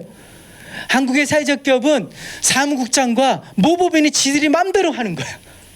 지들이 하고 싶은 걸 한 거예요. 지들이 하고 싶은 걸 마음대로 하는 거라고요. 그러니 당연히 사회적 소유를 할 수가 없겠죠. 그렇죠? 왜 이 사람들이 이 조직에서 열심히 도와줘야 돼요? 그렇기 때문에 사회적 경제 조직에선 자원동원이란 말을 쓰지 않아요. 자원동원. 선생님들, 제가 강의 끝나고 선생님들한테 명함을 싹 받았어요. 받고 제가 재단에 가서 내가 어저께 시흥에서 세대학교를 했는데 거기 강의 들으시는 분들 그 명함을 딱 받아가지고 싸그리 자원동원해 왔다? 이걸 딱 선생님들이 들으셨어요. 선생님들 기분이 어떨까요? 저런 앙큼한 놈의 새끼 우리를 이용해 먹네 이러시겠죠. 사회적 경제는 누가 누구를 이용해 먹는 게 아니에요. 아까 그 이해, 게임을 참여하던 이해를 같이 해결하기 위한 관계를 갖는 거죠. 그러니까 이해를 같이 공유하고 권한을 같이 공유하고 편익을 같이 공유하는 관계를 만드는 거죠. 그 관계가 돼야지 이 관계가 될 수 있는 거죠. 선생님. 그래야지 협동조합 지역사회가 될 수 있는 거죠. 지금 이해되세요? 네, 그게 사회적 소유라는 거죠. 완벽하게 이해하신 눈치예요. 네, 세 번째는 사회적 자본이에요. 지금 그 목적, 사회적 목적을 무슨 돈으로 해결할 거냐라고 하는 문제인데요. 이건 지금 한국의 장애인 사회적 기업의 자원 분포를 분석한 거예요. 지금 이게 무슨 말인지 이해되시죠? 장애인 사회적 기업이 100만 원이 든다면 그 100만 원이 어디서 오냐는 거예요. 봤더니 제일 많이 오는 게 44만 원이 사회 정치적인 동기에 의한 판매였다. 이게 뭐냐면 윤리적 소비예요. 그 조직이 기특해서 거래를 하는 거야. 그러니까 그 사회적 목적이 작동하는 거죠. 다행이죠, 선생님. 우리 사회가 이 사회적 경제가 가능한 사회라고 하는 걸 보여주는 거죠. 두 번째가 순수하게 시장 판매였어요. 32만 원. 세 번째가 정부의 보조금이었어요. 네 번째가 호혜자원이었어요. 자원봉사자, 기부금 같은 거. 이게 아주 낮죠. 이렇게 믹스가 됐다고요. 사회적 경제는요, 자원이 믹스가 되는 거예요. 근데 보세요, 선생님, 보세요. 사회적 경제가 추구하려고 하는 사회적 목적들을 해결하기 위해서 자원이 필요하잖아요. 그 자원은 어디에 많을까요? 어디에 많아요? 어디에 많냐면요, 시장과 국가에 많죠. 자원봉사, 그러니까 시민사회라고 하는 제3섹터에 자원이 없잖아요. 시민사회에 갖고 있는 자원이라고 하는 건 선생님들처럼 250, 300도 안 되는 월급을 받으면서 나는 그냥 많이 못 벌어도 사회적인 의미 있는 일을 하겠다라고 하는 착한 마음밖에 없는 거잖아요. 우리는 지금 돈이 없어요. 돈이. 그 돈은 어디 있냐? 시장의 소비자들의 주머니하고 국가의 세금이라고 하는 기금밖에 없단 말이에요. 거기에 돈이 많단 말이에요. 그러니까 사회적 경제가 추구하는 목적을 해결하기 위해선 여기와 여기에 관계 설정을 해야죠. 그렇죠? 그걸 이제 사례를 통해서 하나 말씀드리면서 강의 마치도록 할게요. 선생님 보세요. 보육협동조합으로 보육의 문제를 해결할 수 있을까요? 보육협동조합 하나로 시흥시의 보육의 문제를 해결할 수 있어요? 없어요. 그건 가능하지 않아요, 선생님. 그건 환상이죠. 근데 이 보육협동조합이 그래서 지역의 보육 문제를 해결하기 위해서 어떤 사업을 하나 개발했어요. 그 사업을 가지고 지자체 담당 공무원을 만났어요. 여성 가족과를 만났어요. 만나서 아니면 시장님을 만나서 시장님 이 사업 하면 지역의 보육 문제를 해결할 수 있으니까 이 사업을 해서 우리 복지관하고 사업을 하십시다 라고 제안을 했어요. 이거는 뭐예요? 이거는 아무리 명분이 좋아도 로비죠. 로비잖아요, 선생님. 자기 기관한테 달라는 거잖아요. 이 로비는 힘이 셀까요, 약할까요? 세요? 진짜? 약하죠, 선생님. 셀 경우에는 시장님이 형님일 때예요. 근데 형님 시장이 종신제가 아니잖아요. 언제고 바뀌겠죠. 약하단 말이에요. 근데 이 보육기관이 시흥시 보육 문제에 관련한 조사를 했어요. 그리고 그 문제에 대해서 동의하는 여러 사람들을 만나서 관계를 만들었어요. 그리고 시흥시 보육 문제 해결을 위한 시민행동 공청회 같은 걸 했어요. 그리고 담당 공무원을 오게 해서 토론자를 앉혀서 사업 제안을 했어요. 이거는 뭐예요? 집단 민원이에요. 공무원들이 제일 무서워하는 게 선생님 집단 민원이잖아요. 그렇죠?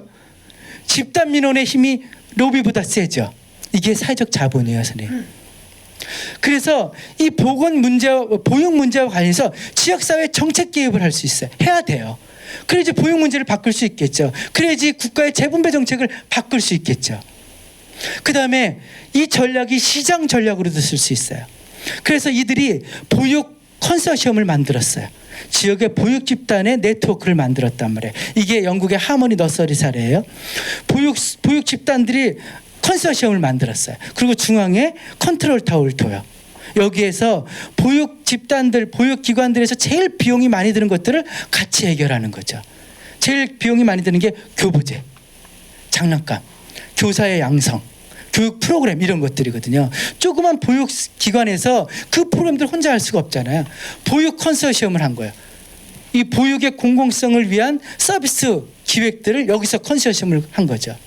그리고 이 중앙에 장난감 은행을 뒀어요. 교보제 은행을 둔 거예요. 그래서 3개월마다 바꿔 쓰는 거죠. 여기는 소득해 두고. 그러니까 규모의 경제를 하고 시스템을 만든 거죠. 하모니 지역에 보육 서비스를 받아야 되는 어머니들이 보육기관을 선택하게 됐어요. 이 공보육, 그러니까 공공보육이라고 하는 보육의 공공성을 해결하기 위한 보육 시스템이 있고 지역에 돈벌이를 하는 보육기관들이 있어요. 어디를 선택할까요? 소비자들은 이 시스템을 선택하죠. 그죠? 그래서 시장 자원을 개입해 가는 거죠. 이게 사회적 자본일 거라고요.